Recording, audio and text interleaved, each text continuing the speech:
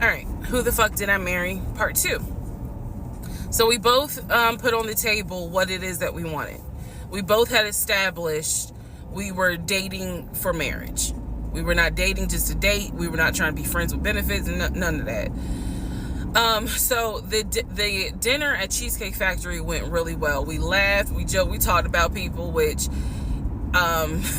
is kind of up my alley, my sense of humor. It was a good vibe. So at the end of the date, at the end of dinner, we sat in his car and he played this song for me by John Legend. I don't know the name of the song. By the time this video posts, I will put the name at the bottom. I can't remember the song. I just remember that John Legend was talking about, I think I met my wife tonight. And I thought it was a sign. So I was like, oh my God. So anyway, we ended up sitting in the car talking just about life and experiences until about midnight. So during this conversation, he again is telling me how it was, what it was like living in California, how he went out there. He went to San Diego State. He played football for San Diego State. He talked about how, he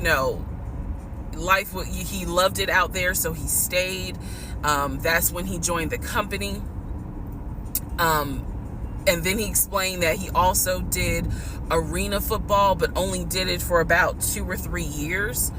He claims that while he was doing arena football, the team that he was on won a championship.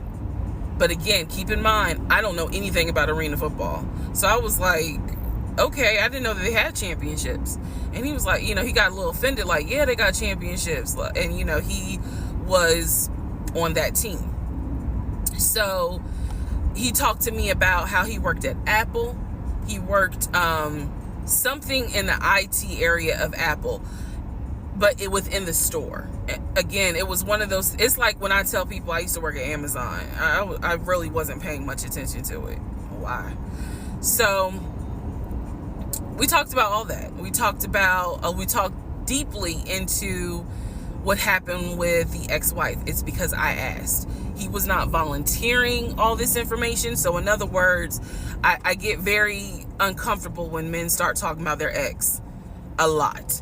That's not what happened. I was asking questions because I was really trying to figure out, okay, are you ready for a relationship, or are you still missing her? So we talked about that. We talked about my exes. That was a mistake I made because I talked about how I dated at one point in time somebody I worked with. That will come back later. And he seemed real cool about it. He was like, that was before me and blah, blah, blah. So the conversation was good. Midnight comes and I go home. Yes, I went home. We ended up talking. Mind you, our first date was March 7th. And within about 2.5 weeks, Brian Kemp, our governor, shut Georgia down. We were going to be on lockdown. So during those 2.5 weeks, we talked every day. We went out again at Red Lobster. I remember Red Lobster. But everything was going great. The issue was, where are we going to quarantine?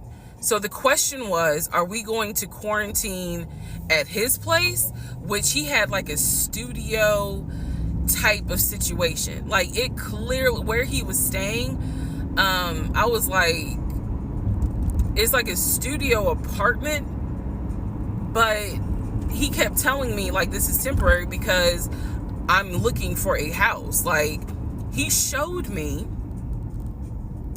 the email from a woman who worked at the company where she was out on maternity leave, but she was putting him in contact with a realtor to help him find a townhome or a single family house.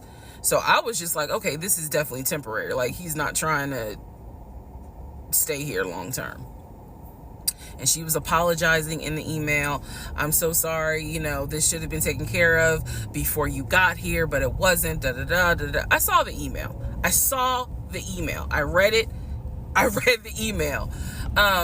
So the decision was, we're going to quarantine at the studio, or are we going to quarantine in my house? First mistake I made. Well, there's a lot, but this was a mistake I made. So ladies, caution moment. During one of our dates, because keep in mind, in those 2 weeks, we were seeing each other quite a bit. Nothing physical or anything like that. Just two people who I thought were really on some, all right, let's see if this is going to grow into something. He came to my house. When he came to my house, I had a 3-bedroom, 2.5 bath townhome. He was in a studio. Now, I'm telling you guys all of this in order of how it happened. So some things I'm probably going to insert what I was thinking and the mistake I made. Can I turn this off? No. Okay, I still need that. And I say that to say that I did not realize inviting him to my home probably made his eyes go, oh shit, she's a keeper. She got this 3-bedroom, 2.5 bath townhouse, and I'm in like a little studio. Yeah, let me go ahead and pursue this. What I need to do to quarantine here. The decision was made, quarantine at my house. So the state went on lockdown. He came and stayed with me in my home, and for the most part, in the initial beginning, it was fine. It was fine. The reason why I hesitate is because I grew up in the church. So for me, it was really like an internal struggle of, bruh, you always said you would never live with a guy unless he was your husband. And now you living with a dude and he ain't your husband. Like, it was a struggle for me because I knew better. And don't come for me. I'm just telling you the way I grew up. It was like that. It was not sitting right with me. But at the same time, I didn't want to quarantine by myself. I did not want to. So there we go. So he moved in. We talked about the bills. Let me clear something up that I said in the other video where I said he paid all the bills. He paid all the household bills. He did not pay my car payment, my cell phone, or my car insurance. He paid the rent, because my rent at the time was less than $1,000. He paid the utility bills.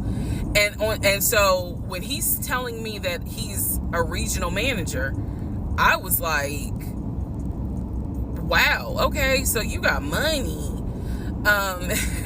And so he paid all the household bills. So my check really was just taking care of me, myself, and I.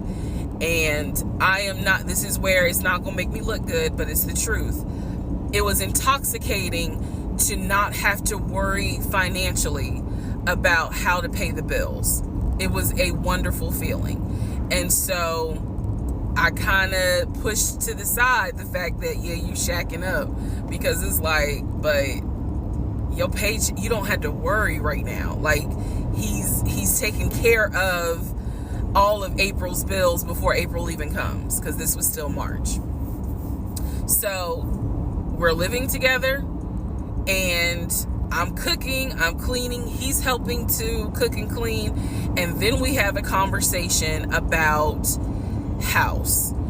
Is he still going to buy a house just for him, or is he going to buy a house where it's for us? Because we are going to try to make this thing work, be official, get married, have a family. So the question now on the table is, what are we going to do? Because I didn't want to stay in Riverdale, Georgia. I did not want to raise a family there. I refused to have a baby in Clayton County. So the decision was made, let's start looking for a house for both of us.